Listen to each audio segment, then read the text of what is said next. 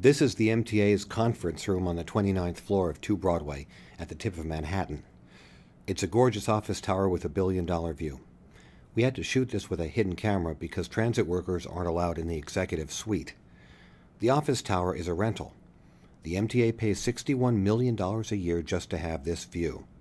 Total cost over the life of the lease, about $2.3 billion. The MTA's old headquarters is in downtown Brooklyn at 370 J Street. They just don't want to use it, even though it has a fully functioning communications command center and tracks under the building linking to the subway system. But the MTA abandoned 370 J Street and trashed it, as you can see in these pictures, also shot with a hidden camera. The MTA is one of the most wasteful agencies in government.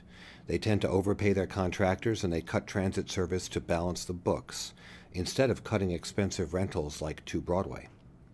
In 2010, the MTA laid off 450 station agents and eliminated dozens of bus lines, saving $48 million. So we're seeing a spike in subway crime and more frustrated riders who don't see enough buses to take them to work. But the view from 2 Broadway is priceless. Of course, you won't get to see it. It's for top MTA executives only. No transit workers allowed, no members of the public allowed either. Here's TWU Local 100's plan. Spend a few $1 million to clean up 370 J Street and use the perfectly good office space the MTA already owns for the office space it needs. Go further. Take the huge mezzanines in our subway system along the I and D lines and convert them into office space as well. The MTA has already done so in some key locations, using space that otherwise would be empty. Again, no cost to the MTA apart from construction. It already owns all of these spaces. The Transport Workers Union, TWU Local 100, says it's time for the MTA to use the properties it already owns rather than continuing to rent an expensive office tower like 2 Broadway.